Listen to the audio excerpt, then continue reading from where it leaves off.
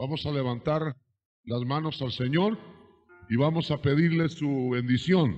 Padre que estás en el cielo, pedimos esta noche tu bendición por esas peticiones que aún no han llegado, pero que seguramente están en la mente y en el corazón de tu pueblo. Bendícelos, resuélveles cada problema según tu misericordia y según tu poder, en el nombre de Jesucristo. También oramos por la ofrenda que ha sido recogida. Señor, bendícela, multiplícala y úsala en tu obra, en el nombre de Jesús. Que tu palabra nos nutra esta noche y sea como la lluvia en tierra seca, en el nombre de Cristo. Amén y amén. Vamos a abrir en el libro de Amós capítulo 9. Amós capítulo 9, vamos a hablar respecto al destino de las tres porciones en que Dios dividió la tierra. El destino en que Dios dará o que Dios dará a las tres porciones, tres divisiones que el Señor hizo en la tierra. En el libro de Apocalipsis leemos, para compaginar con el pasaje que vamos a leer, en todo el libro leemos primero la primera parte de Apocalipsis, es Cristo y su iglesia. Esa es una división, la iglesia. En la segunda parte, en medio del libro de Apocalipsis, leemos de Israel en medio de las naciones airadas contra Israel. Esa es la otra división.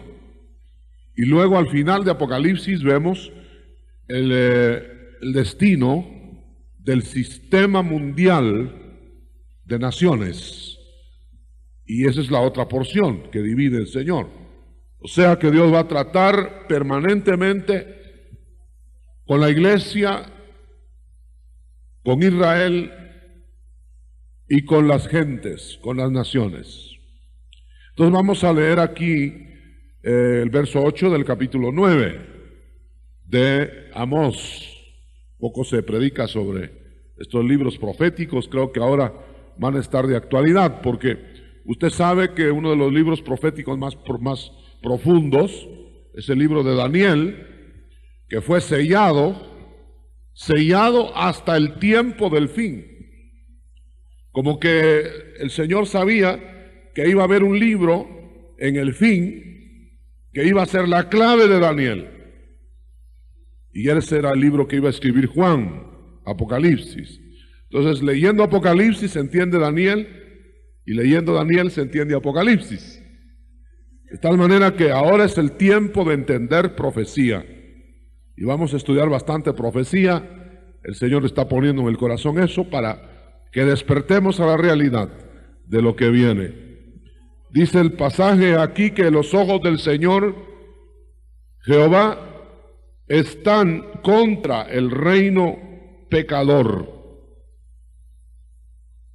Y yo lo asolaré, dice Dios, de la haz de la tierra, mas no destruiré del todo, óigalo bien, del todo la casa de Jacob, dice Jehová. Note usted que no menciona iglesia, pero menciona parcial de Israel. Lo notó, ¿verdad? Pueden sentarse, mis hermanos. Vamos a ver qué el Señor nos quiere enseñar esta noche. Bueno, me parece que ninguno de nosotros somos judíos, ¿verdad? Si hay algún judío aquí casualmente, pues se tendrá que poner en alguna porción por ahí y vamos a ver en dónde le toca. Aunque en este tiempo el llamamiento es sin nacionalidades. Sin embargo, nos tocaría definitivamente el horno de aflicción. Nos tocaría vivir los días de la destrucción del mundo. Ese sería el destino nuestro como gentiles. O sea que Dios habló allá en la Anunciación con María, la Madre Virgen del Señor Jesucristo o el Señor Jesús habló con ella y le dijo: concebirás un hijo y él salvará a su pueblo de sus pecados. Y lo relaciona mucho con Israel. Relaciona como un mesianalgo, una venida de Cristo, un trato de Cristo con Israel para salvarle de la destrucción definitiva a Israel.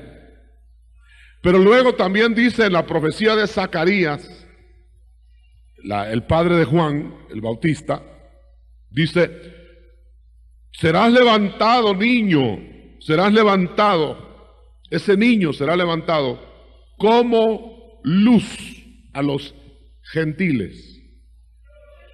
¿Cuántos dan gloria a Dios por eso? Entonces nos iba a alumbrar a nosotros.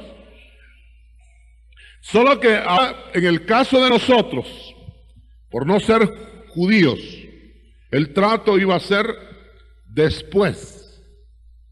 O sea que él vendría, trataría con Israel, haría el programa con Israel, espero que me esté explicando, y luego se volvería a los gentiles y alcanzaría la masa gentil para ser salvada de en medio de la hecatombe mundial. Ese es el plan.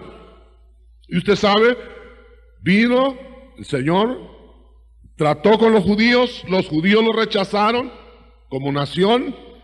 Entonces Él dejó a Israel y se volvió a la gentilidad para tratar con ellos y sacar pueblo para su nombre, es decir, hacer la iglesia. Y luego continuará el programa que dejó pendiente con Israel. Y a la luz del programa con Israel vendrá la destrucción de todos los enemigos. ¿Por qué? Porque el Padre le dijo a Jesucristo, ante el rechazamiento de Israel y de la gente, que no le dio ni siquiera lugar donde nacer, le dijo: yo pondré a todos tus enemigos debajo de tus pies. Otra vez damos gracias a Dios por eso. ¿Qué tal que algún enemigo vaya a triunfar sobre Cristo? ¿Verdad que es imposible? Pondré a todos tus enemigos por estrado de tus pies. Y claro, desde luego dice que entonces vendrá a reinar. Y ese reino será eterno, perenne, no tendrá fin. Entonces, ese programa desarrollado nos permite ver algunos detalles que es importante, hermano, porque a nosotros como iglesia, pues, nos va a tocar como a Enoc. Enoc anunció juicios, anunció sentencias contra los pecadores del mundo, y no vio nada de eso, porque se fue antes. Usted sabe, es el mejor tipo de la iglesia, porque él vino, Enoc, vino a la tierra, nació, era un perdido, desheredado de la gloria de Dios. Todavía no existían los judíos, así que eres tipo de la gente que desconoce a su creador en el principio, vive como le da la gana, hace lo que quiere y de repente le pasa algo y se convierte. Enoc se convirtió a los 65 años, pero todavía logró vivir 300 años más. Fíjese qué poquito se vivía en ese tiempo. Y esos otros 300 años los vivió agradando a Dios. Algo le pasó. Y anunció que Dios vendría a juzgar a los pecadores, a juzgar a los perdidos, a juzgar el mundo con juicios y con grandes hecatombes mundiales. Y todo eso lo anunció y no lo iba a vivir. Es tipo de la iglesia. Pero la gente en general está ajena a los sucesos que vienen. Cree que son casuales los acontecimientos del día. Cree que Israel es una nación más. Y usted sabe que la Escritura dice por revelación divina que Israel no es contada entre las naciones. Eso quiere decir, es aparte. Amén. Y por eso es que la paz del mundo está ligada ahora, depende ahora de la paz de Jerusalén. Lo que suceda en Jerusalén sucederá en el mundo, es decir, repercutirá en el mundo entero. Y es por eso que un salmo de la Biblia dice, orad por la paz de Jerusalén. A nosotros. Bueno, esto es solo para enunciar el programa. Entonces, Cristo y su iglesia es conocido. Es un trato en que el Señor, y eso lo vamos a ver acá, va a llevar al pueblo de la iglesia como pueblo a las bodas. Aunque después en la ciudad de la Jerusalén eterna, no la del Medio Oriente, la Jerusalén celestial, habrá una unidad de todos los salvados. Porque usted puede leer en Apocalipsis también. Usted lee que la ciudad de Jerusalén que baja y es puesta a la luz de la tierra, dice que los cimientos son los 12 apóstoles. O sea, los cimientos, la iglesia. Las puertas, los nombres de las 12 tribus de Israel. Eso es Israel. Los salvados de Israel. Y luego dice, las gentes estarán en las calles. Esos son los pueblos salvados, gentiles. Que todo va a ser como reunido, aunque todos juntos, no revueltos, hermano. Cada quien en su sección. Dios es Dios de orden. Aleluya. Y la esposa es la que va a estar más cerca. A mí me da un gusto tremendo ser parte del cuerpo de Cristo, por eso. Vamos a tener donde vivir. Levante su mano y dele gloria a Dios, hermano. Aunque parezca un poquito de no arrogancia, porque no podemos ser arrogantes en eso, es un regalo. Nosotros somos gente de palacio. Y vamos a vivir en el palacio del Señor. Y no vamos a vivir como huéspedes temporales. No vamos a estar ahí mientras no nos saquen. No, vamos a estar ahí eternamente. ¿Cómo entra la esposa a su casa? Dando órdenes y quiten eso de ahí, no me gusta eso de allá, ¿verdad? Así entra. Y nosotros vamos a entrar al palacio como que es nuestra casa, ¿verdad? Gloria a Dios. Gloria a Dios. Por derecho propio no, sino porque el Señor quiso escoger a una esposa. Pero en esta noche voy a dar una ligera idea de lo que va a pasar con el resto de la gente. Porque quiero específicamente señalar el avivamiento que habrá empezando por la iglesia. Y el señalamiento es en el verso 8 mismo que leímos. Usted ve ahí que dice que los ojos de Dios están contra el reino pecador. Pero usted no ve que Dios actúe ahora contra el reino pecador.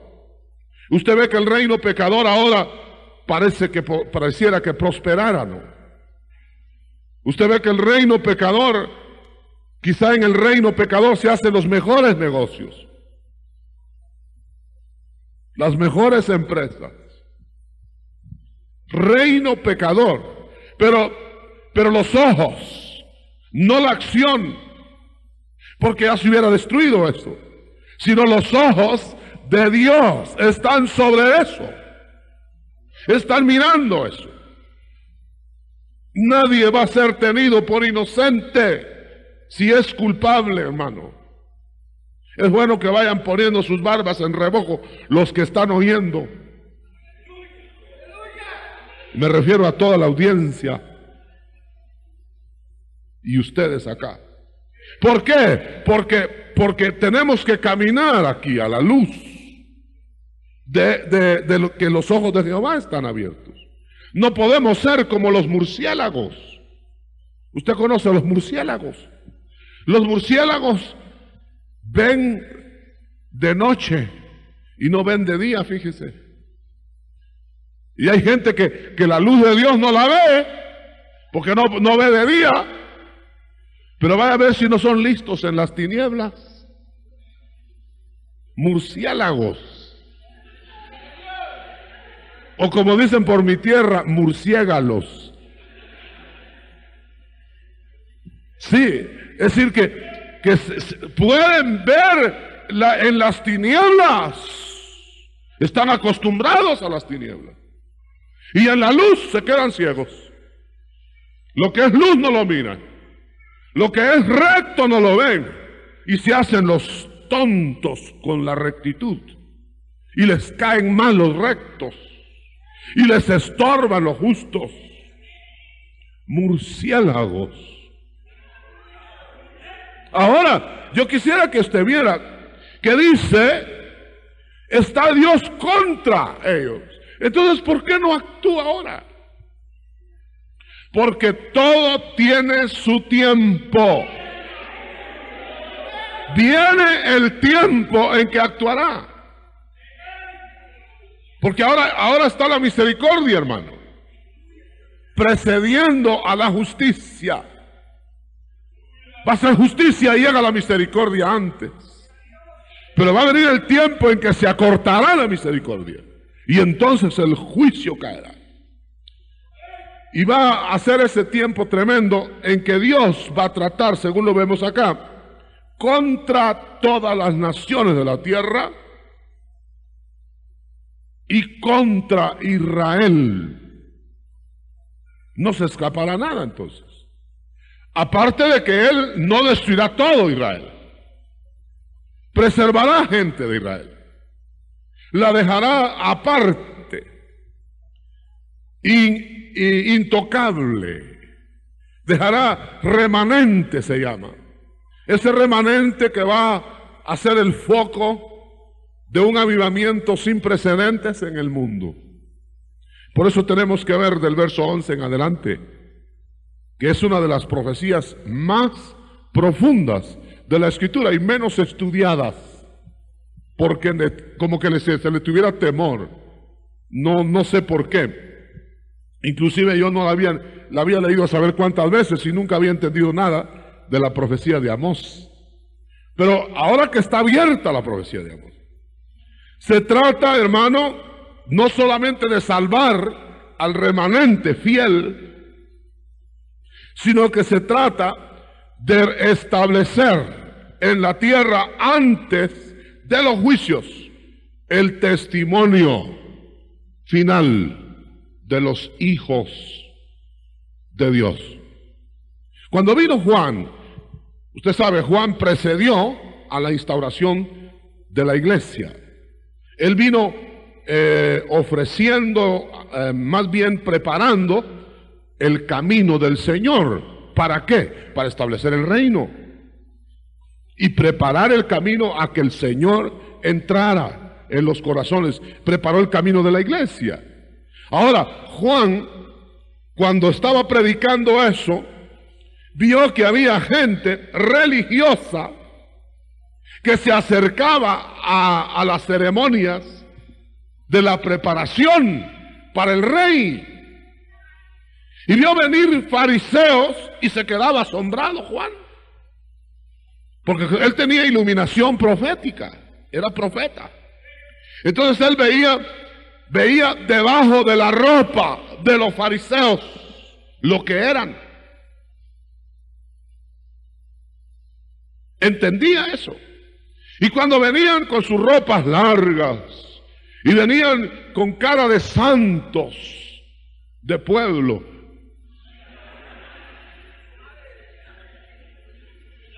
Y llegaban y con toda la ceremoniosidad del caso bajaban al agua. Juan les dijo: generación de víboras. ¿Qué les estaba diciendo? Simiente de Satanás. Ustedes no son de estas ceremonias. Y les dijo de una vez: ¿y ustedes creen que porque se van a mojar se van a salvar de la ira?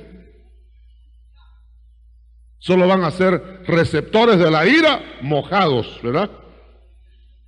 Porque bajaban al agua sin cambios estructurales en su vida. Usted sabe que hay muchos fariseos ahora, herederos de ellos, que bajan a las aguas del bautismo de sus religiones sin cambios, sin tener nada, y creen estar engañando, por ejemplo, a los ministros. ¿A quién engañan? Y entonces ellos no escaparán, quedarán entre las naciones para ser destruidos en el sistema mundial.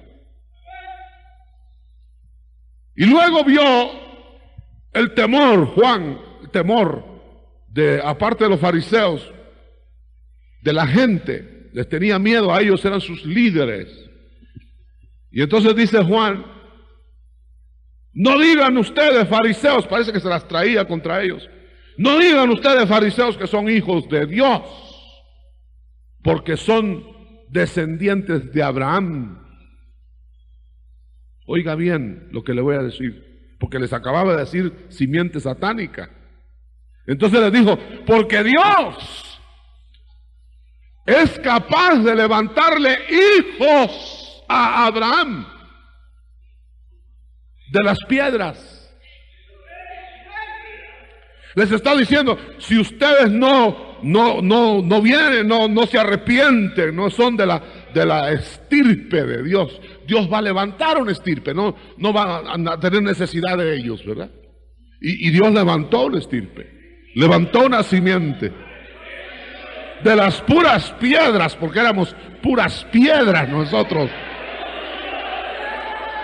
piedras frías y mudas, y ahora somos algo piedras todavía, pero que alabamos. ¡Aleluya! ¡Aleluya! Bueno, yo le digo algo piedra, ¿sabe por qué? Porque todavía somos duros. Nadie me puede decir yo soy piedra blandita, sino que necesitamos ni siquiera martillazos, almaganazos de aquellos fuertes. Gloria a Dios.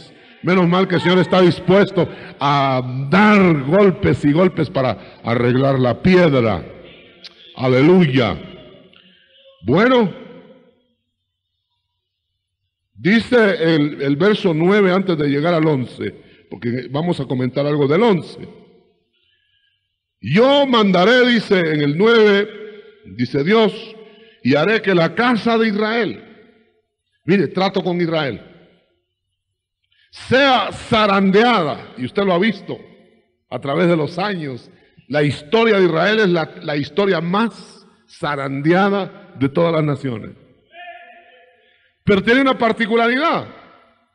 Las naciones más grandes, más fuertes que Israel, cuando fueron zarandeadas, se acabaron. Babilonia se acabó.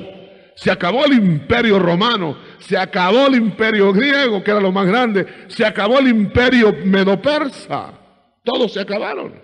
En cambio, zarandearon a Israel y ahí están todavía, hermano.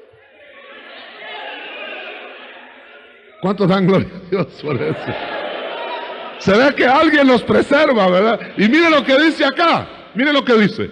Dice: esa casa voy a hacer que sea zarandeada entre todas las gentes, o sea, todas las naciones. Y usted ve que fueron dispersados a todas las naciones. ¿Cómo se cumple la palabra de Dios? Y luego dice: como se zarandea el grano en el granero, en el arnero, no sé qué es arnero, debe ser zaranda. Arnero dice esta versión, ¿cómo dice ahí en la suya? Es la criba, eso es para tirar el trigo para arriba y que caiga y que se vaya el tamo, eso es. Entonces, y dice, pero resulta que no cae, oiga, no cae un granito a tierra. Lo que es grano queda. Lo que se cae para allá es la paja y el tamo y todo lo que sea, pero el grano queda y queda y queda. Aleluya. Dale gloria a Dios por eso, hermano. El grano no cae. Aleluya. Por eso es que Israel no ha sido destruida del todo. Porque no cae el grano verdadero, a tierra. Se preserva. Y de esa preservación del grano se hará la salvación de la gente israelita que es remanente. Porque luego dice algo tremendo en el verso 10. Dice que entonces morirán a cuchillo todos los pecadores de mi pueblo, que dicen no se acercará ni nos alcanzará el mal. Esa gente que dice, no, yo estoy bien con Dios. No, si yo tengo mi religión, no me puede alcanzar el mal, yo soy buena gente, no me va a pasar nada, ¡pau! De una vez, ni siquiera se despiden. Cosa tremenda, hermano. Quiere decir que el Señor, y óigalo, no está hablando todavía de las naciones, está hablando de Israel. O sea que va a tratar con su gente de tal manera que va a limpiar su era y va a arrancar lo que tiene que ser arrancado, los impenitentes, los blasfemos, los apóstatas, los que no quieren nada con el Señor, y va a dejar su grano completamente limpio en su recogimiento de salvación. Gloria a Dios. Y en ese día de salvación, verso 11, yo levantaré, dice el Señor.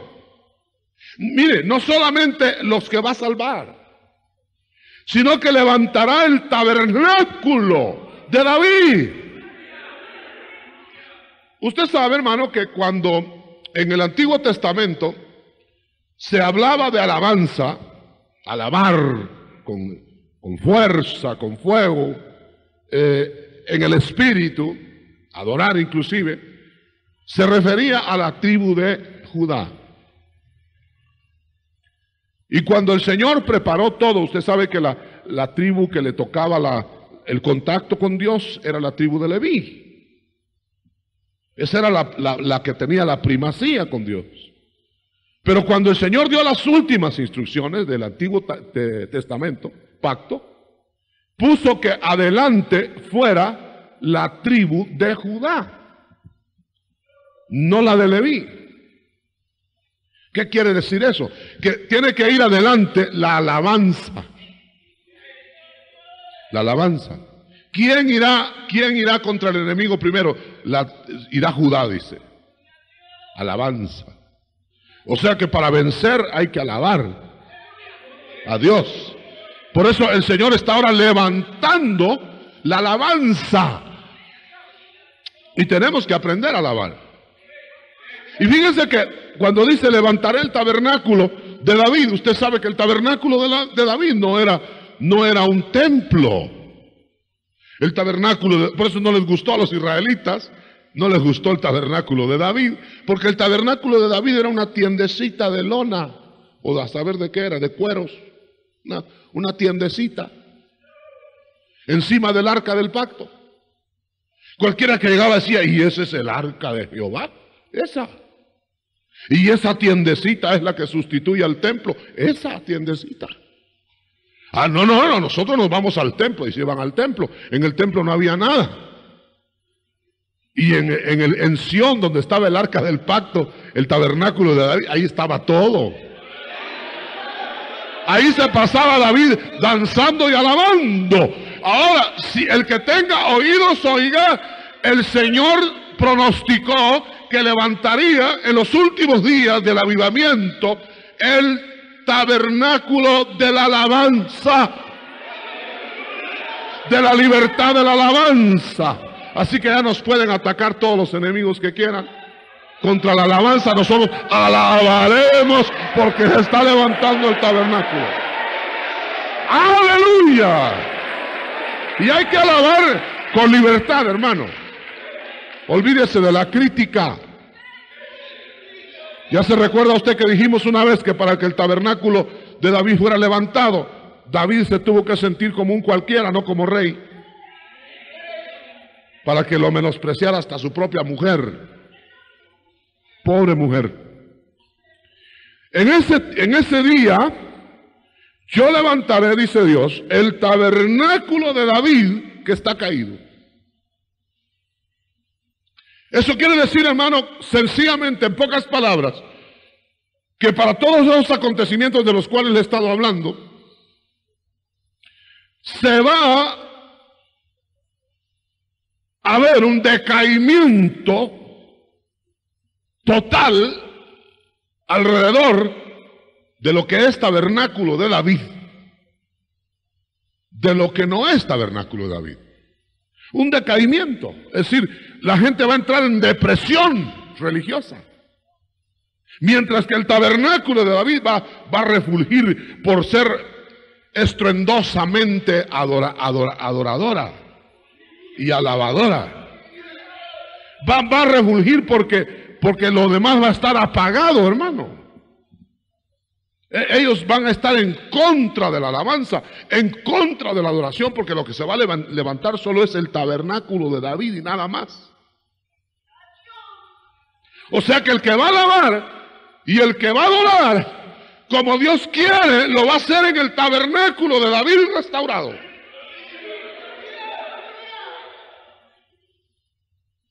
Allá en Sión no, esa es una figura. Será Sión donde quiera que el tabernáculo de David se restaure. Ahí habrá una Sión, lugar de adoración libre, lugar de alabanza, lugar de libertad para sentir la presencia de Dios, sin que se tenga que ser necesariamente de una tribu especial. Porque esa es otra de las características del tabernáculo de David levantado, cuando estaba levantado, que no era adoración ni alabanza solamente de Leví, hermano, de la tribu de Leví, ni siquiera solo de los hijos de Aarón. Era alabanza, como por ejemplo la de David, era una alabanza completa, con danza, con pandero, con saltos, con gritos, con gemidos, y usted sabe, ahí está toda la lista. Y él no era de Leví, era de Judá. O sea que entonces ya de cualquier tribu se podía. Y además iba seguido de toda la gente, que no eran a muchos de ellos no eran sacerdotes, cuando estaban ya entrando al tabernáculo de David. Por supuesto, todo esto tiene su explicación especial, que no es el tema de esta noche. El tema de esta noche es que el Señor hará esas divisiones de las cuales ya hablamos, tratará con unos de una manera, con otros de otra manera, con otros de otra manera, y avivará el tabernáculo de David. Lo que quisiera establecer claramente esta noche es que levantar el tabernáculo de David no es levantar nada judío. ¿Sabe por qué? Porque el tabernáculo de David fue algo que se salió de la ley. No estaba dentro de la ley. Dentro de la ley estaba que el arca del pacto de Dios regresara al lugar santísimo del templo de Jerusalén. Y David recibió la inspiración de igual manera que la recibió nuestro Señor Jesucristo en la cruz. ¿Sabe cuál fue la inspiración? La de David fue cuando iba con el arca del pacto para colocarla en un lugar específico, en el tabernáculo, en el templo que se iba a edificar después, Dios le dijo que lo llevara a Sión, en lo alto de Jerusalén, y que ahí entrara a adorar todo el tiempo, y que no lo llevara al lugar santísimo del tabernáculo. Mire qué interesante. El tabernáculo estaba en Silo. Entonces, en Gabaón, Silo, tabernáculo de Silo. Entonces, nuestro Señor Jesucristo, de igual manera que David, porque es tipo David del Señor, cuando estaba en la cruz y murió, se rasgó el velo del templo. Entonces lo lógico era que ya con el velo rasgado, el tabernáculo de Dios en la tierra, que era Cristo mismo, entrara al lugar santísimo del templo. Que hubiera bajado en espíritu, o después de resucitado, y hubiera entrado al lugar santísimo del templo. Porque el velo se rasgó, porque ya había acceso a los que no fueran levitas. Y nuestro Señor Jesucristo nunca fue levita. Entonces se necesitaba que se rasgara el velo para que Él entrara. Y Él lo rasgó muriendo, pero no entró. ¿Por qué ignoró el lugar santísimo de ahí? De igual manera que David ignoró el lugar santísimo de Gabaón. Porque había otro lugar más alto. Para David era el monte de Sión. Para Cristo era el lugar santísimo de su Padre en el cielo. Y Él entró ahí arriba. Y dice, hermano, que entró precediéndonos a nosotros. De igual manera que David entró precediendo a todos los otros sacerdotes que venían detrás de él hacia Sión, entró como el primero, pero entraron los demás. Igual Cristo entró ahí arriba como el primero y detrás vamos nosotros, hermanos. Aleluya. Gloria a Dios. Gloria a Dios. Un buen aplauso. Eso sí merece un buen aplauso. Fuerte.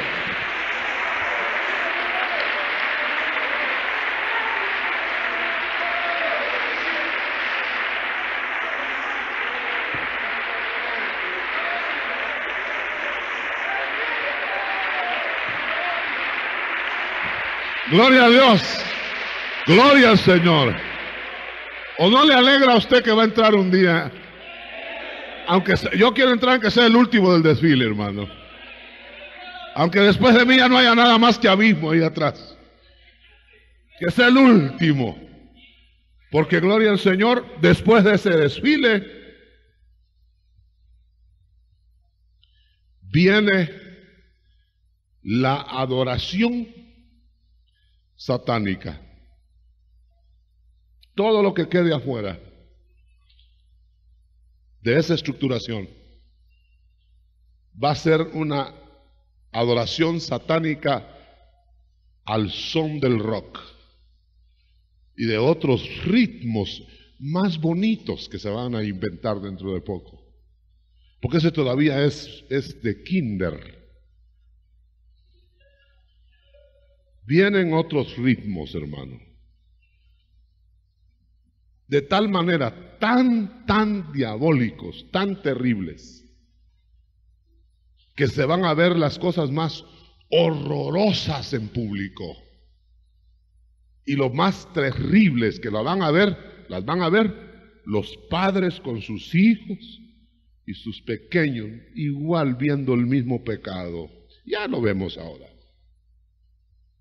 O sea, hermano querido, que mi hermano, tremendo eso. El diablo instaurará su sistema en cuanto el sistema de Dios sea arrancado de la tierra. Instaurará su sistema a base de música. Por eso es que ahora es bueno que nuestros hermanos de la música se sigan en esa línea, porque tenemos que aprender a adorar cada día mejor al Señor, porque esa es la adoración del Señor. Pero el diablo tiene su gente también, y ya los está entrenando, y qué bien nos entrena y qué bien les paga, hermano. Y así con todas las melenas y todas las cosas, los tiene ahí, hermano, que da miedo, y les hacen efectos de luces como que ya estuvieran en el infierno anticipadamente. Qué terrible, ¿verdad? A eso nada más para darnos una idea. Un profeta de Dios, yo leí el testimonio, contaba que él vio hace como 15 años, quizá más, 20 años, vio en visión lo que está viéndose ahora. Y en aquel tiempo vio las mismas ropas, los mismos, dice que él describe ahí, él ya murió, no vio eso ahora. Y los que hacen el comentario describen como que él estuviera viendo, parece que él estuviera viendo en los días de hoy. Y dice, andarán los jóvenes, dice, pelados de acá y con una cosa aquí de colores. Ya están. Y no se diferenciarán los sexos en la ropa. Ya está. Dice, irá al verles ir parejas, no se sabrá quién es el varón y quién es la mujer. Ya está. Un día le dije a Dios, señora, le dije yo a un señor que iba manejando, tal era la melena que llevaba. Y como se iba haciendo así el carro, dije, debe ser una mujer. Dios, señora, le dije. Bueno, usted sabe lo que le quiero decir con eso. Y en aquellos días, aquello caído, dice, decaído, diríamos ahora, aquella adoración que no da sino temor, aquella funeraria de reunión, aquella cosa caída será levantada. Y es que, hermano, va a poder ser posible eso sencillamente porque van a haber motivos internos de adoración y alabanza, porque motivos externos no van a haber. Entonces los que vivan de las exterioridades van a tener motivo suficiente para estar deprimidos. Quebró su negocio, ¿qué van a alabar? Que las cuentas no le salieron y que el mundo va a estar en hecatombe y que esto y el otro y todo el mundo deprimido. En cambio, el que va a estar en ese avivamiento final va a estar incentivado por dentro, como aquel que está tomado, cuando tiene sus problemas lo deja fuera de la copa, aunque cuando después lo vuelve a recoger, pero mientras está con la copa, ¿qué es el más grande del mundo? Los cobradores, ¿qué cobradores? Dicen que después los malmaten, pero ahí no se acuerda de los cobradores. Así estará este pueblo con incentivos interiores, es decir, va a llegar a alabar y adorar porque el Señor estará tocando sus vidas, no por algo exterior. Quizá van a estar en esteches. O sea que la verdadera motivación de la alabanza y la adoración del verdadero pueblo de Dios no nace de las circunstancias. Yo creo que esta noche sería como para que nadie adorara. No se presagia nada bueno para el mundo entero. Pero nosotros, como dijo Pedro, nosotros, aunque el mundo sea removido, esperamos nuevos cielos y nueva tierra y volvemos a empezar. Gloria a Dios. Gloria a Dios. Somos como la cola del camaleón que se le quita y le sale. Le vuelve a salir. No se la han terminado de quitar cuando ya tiene otra. Nosotros así vamos a ser, preservados y buscados por la presencia misma del Señor. Y yo lo voy a edificar, dice, estoy leyendo el verso 11 todavía, como en el tiempo pasado. Usted sabe que nada más murió David, solo murió David. Fueron como 33 años, y no es casualidad que sean 33 años de tabernáculo de David. Son los 33 años de la vida de Cristo, el tabernáculo de Dios en la tierra. 33 años duró el tabernáculo de David, y murió David, inmediatamente lo quitaron. Inmediatamente. Mire, Saúl, que es tipo del anticristo, ni se acordó del arca del pacto de Jehová. Ahí que estuviera donde estuviera. El que se acordó fue David cuando lo pusieron de rey. Y David lo rescató, o recogió el arca, hizo la marcha a Sión, dejó establecido el tabernáculo de David, y subió Salomón, y Salomón deshizo todo. Y otra vez a los ritos y a las ceremonias del templo. Como era tan lindo el templo, miraban más al templo que a Dios. Y adoraron el templo. ¿Usted sabe que hay mucha gente que adora hoy más los templos que a Dios? Ah, no, yo mi templo no lo dejo. El templo, las paredes. Qué lindo mi templo. Yo recuerdo una vez que un pastor me dejó a mostrar su iglesia que había mandado a hacer, cuando se empezaban a hacer iglesias bien bonitas y de lujo aquí, y me llevó a ver su iglesia y me dijo, mire qué iglesia la que el Señor me ha dado. Pura pintura, hermano. Y yo creí que era la gente lo que me iba a mostrar adentro. No había nadie adentro, estaba solo él. Hay gente que le llama templo a las paredes. Y Cristo, cuando estaba hablando, dijo, destruyan este templo y lo volveré a edificar. Estaba hablando de su cuerpo. Aleluya. ¿Cuántos glorifican a Dios? ¿Está entendiendo el mensaje esta noche del Señor? Para que aquellos sobre los cuales es llamado mi nombre posean el resto de Idumea y a todas las naciones, dice Jehová, hablándole a Israel aquí en la profecía. Pero cuando esta profecía, la que acabo de leer, que cuando Israel posea Edom, o sea Idumea, cuando Israel invada Idumea y tome Idumea, la tierra de Idumea que está pegada es Jordania ahora. Cuando Israel tome eso,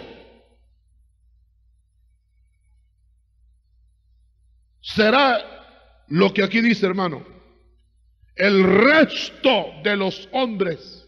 Eso lo dice ya en la profecía del Nuevo Testamento. Mejor si la lee Hechos 15, 14. Ahí ya no aparece Idumea.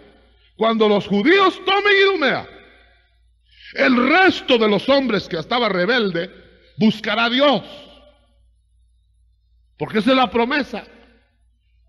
Esa es la promesa de restauración del tabernáculo de David. Y es cuando la iglesia estará preparada, previamente preparada, juntamente judíos y gentiles en la iglesia, preparada para irse en medio del avivamiento donde fue quitada la mancha y la arruga. ¿Verdad que usted no encuentra en la profecía esa, que es la misma?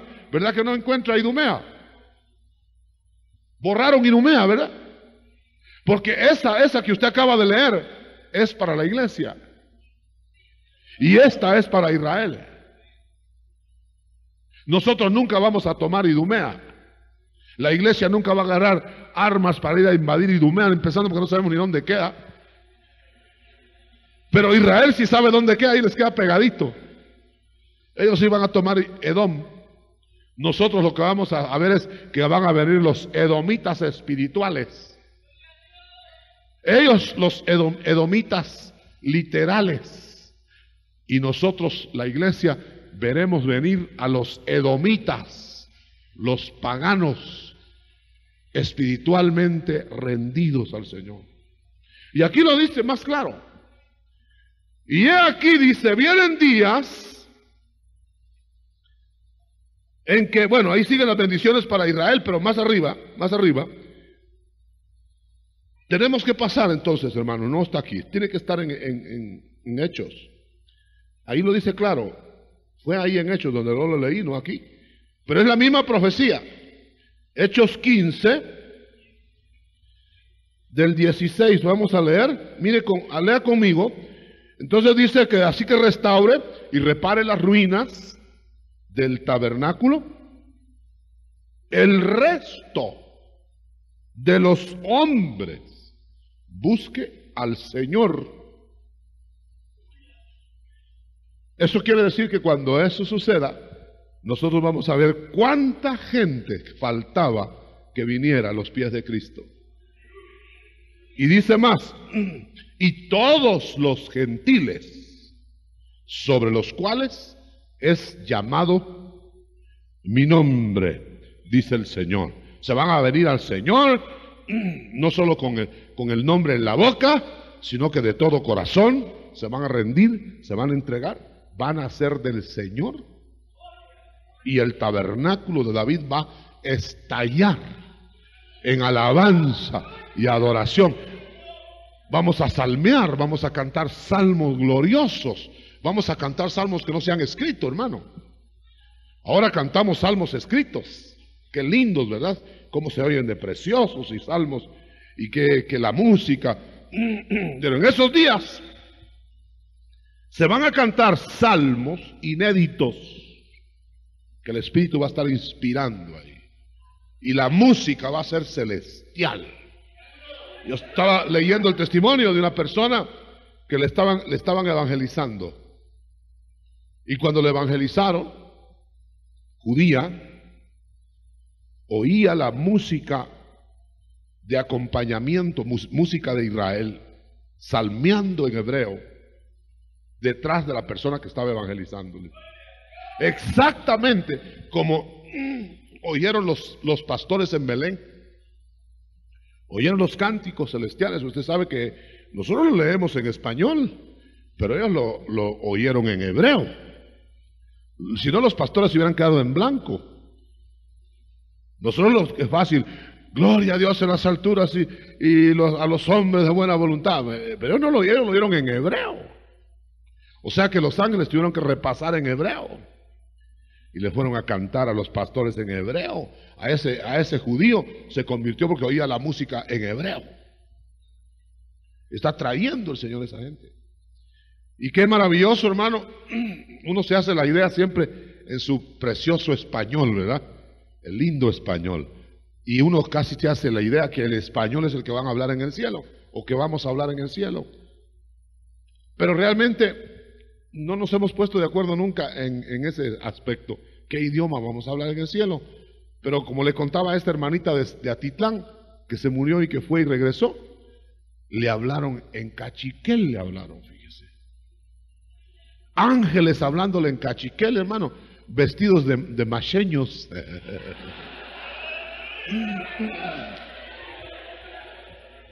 Ahora, la mujer de Pakistán que se convirtió, y que hay un libro que se llama, me atreví a llamarle Padre, ella habla de un Cristo como musulmán, por supuesto solo para hablarle y para sacarla de su fe.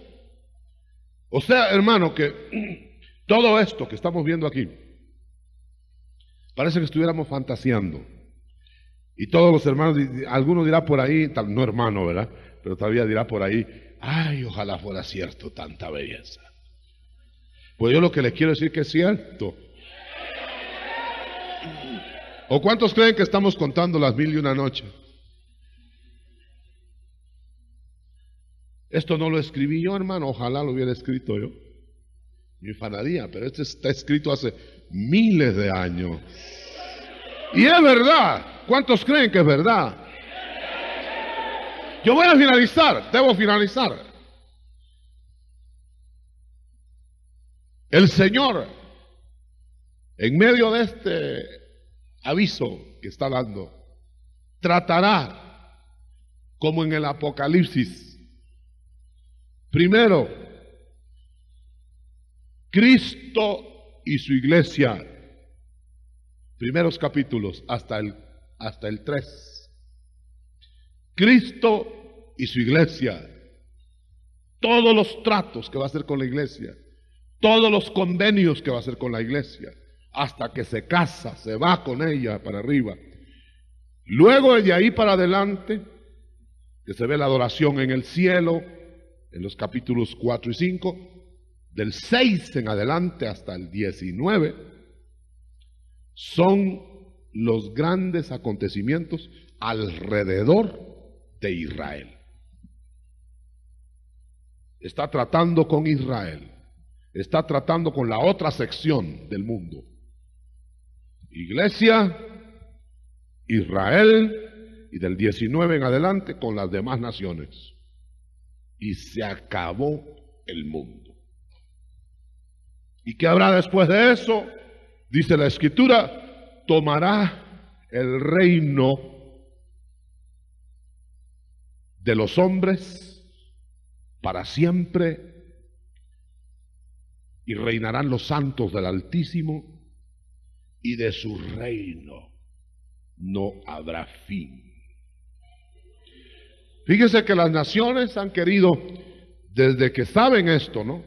Y parece que don Adolfo Hitler sabía esto, era hijo de judíos, nieto de un judío, sabía eso, y él quiso imitar el milenio. Y usted sabe todo lo que hizo, atacó al pueblo judío como venganza, casi tomó Europa entera, hubo acontecimientos pequeñitos que lo hicieron perder la guerra, porque Dios intervino. Pero quiero decirle esto, él sabía que si él instauraba un quinto imperio mundial, sería destruida la Biblia. Él sabía eso. Y por eso es que hacía la imitación y decía, mi reinado durará 1000 años. Y vamos a desarraigar todas las razas inferiores y no sé qué. Y ellos iban a quedar superiores. Con la cara que tenía Hitler se creía superior. Bueno, pero así es la gente, ¿verdad? Cuando está trastornada. Y entonces, y fíjese que, ya que él hizo todo eso, y casi gana la guerra, hermano. Y si yo le contara a usted los detalles que lo hicieron perder la guerra, ahora se han constatado detalles pequeños. Por ejemplo, para que vea usted, porque no se podía formar el quinto imperio, porque el quinto imperio lo formará Cristo. El quinto. Y Hitler casi lo logra, hermano. Napoleón casi lo logra. Hitler también. Pero Hitler estuvo más cerca todavía que Napoleón. Y cuando iba a vencer en Dunkerque a Inglaterra, y los ejércitos alemanes venían vencedores y vencedores, casi sin disparar, y se desbandó todo el ejército de Francia, y estaba nada más arrinconado el ejército inglés y de todos los aliados en una playa de Francia, en Dunkerque, y los alemanes rodearon la playa con sus tanques. Era nada más de echarlos al mar y que se ahogaran, y se acabó la guerra. Pero una orden llegó del Comando Central del Ejército Alemán, que todavía hasta el día de hoy no saben quién dio la orden. Porque ahora se estuvieran preguntando los generales de dónde venía la orden. Ninguno dio la orden. Pero ¿sabe cuál fue la orden? Deténganse, párense. Y separaron todos los ejércitos alemanes, mientras todos los que estaban arrinconados ahí se salieron en sus barcos y se fueron. Note eso. ¿Quién daría esa orden? El mismo que dio la orden a Napoleón de que se metiera en invierno en Rusia,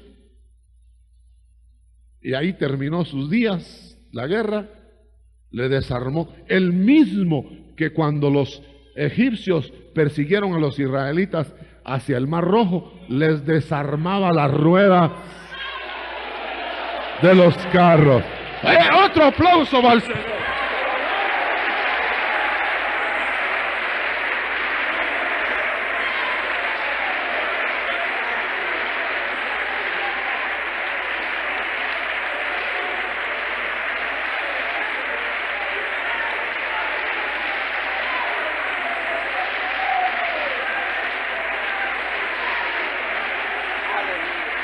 ¡Gloria! ¡Gloria a Dios! Le dije que iba a terminar, pero solo déjenme decirle eso de las desarmadas de las ruedas. Yo nunca había visto a un Dios desarmando ruedas de carros.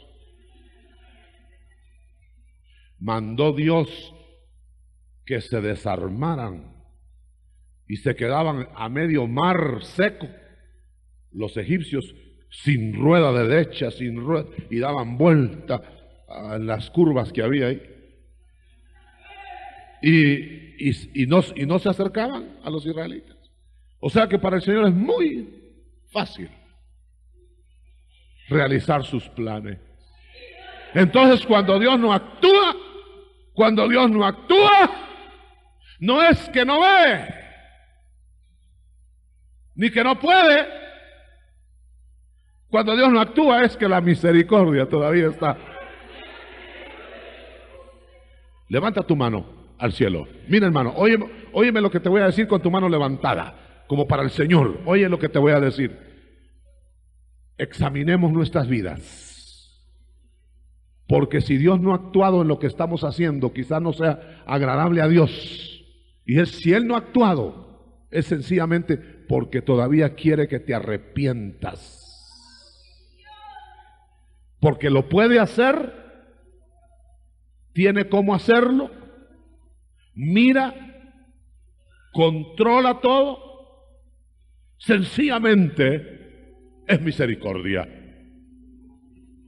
Y si es misericordia, es mejor que hoy mismo nos preparemos arrepentidos para escapar del reino pecador. El reino pecador que va a ser exterminado de la faz de la tierra por eternidad. ¿Quieres ser tú del reino de Dios en vez de ser del reino pecador? ¿Quieres salir del pecado y entrar en la realidad de la virtud de Dios? Ven al Señor esta noche, deja tu lugar ahí y ven a Cristo hoy, antes que sea tarde, antes que Dios actúe y no deje ni raíz ni rama, cuando se va a echar de ver la diferencia entre el que busca a Dios y el que no lo busca, entre el que le sirve y el que no le sirve. ¿Quiere alguien venir esta noche? Venga a Cristo. Acérquese al ahora mismo. Los que ya estamos arreglados en la sangre de Cristo, démosle gloria a Dios, levantando nuestras manos y diciéndole gracias, gracias Señor, gracias por tu misericordia, por tu grande poder, por tu grande amor para con nosotros. Aleluya. Oramos por los enfermos, oramos por los que están oprimidos, oramos por los que están en necesidades y llamamos al arrepentimiento los que han de ser salvos por la sangre de Cristo. En el nombre de Jesús, en el poderoso nombre de Jesús. Alabe al Señor, dele gracias a Dios, dele gracias ahí donde está.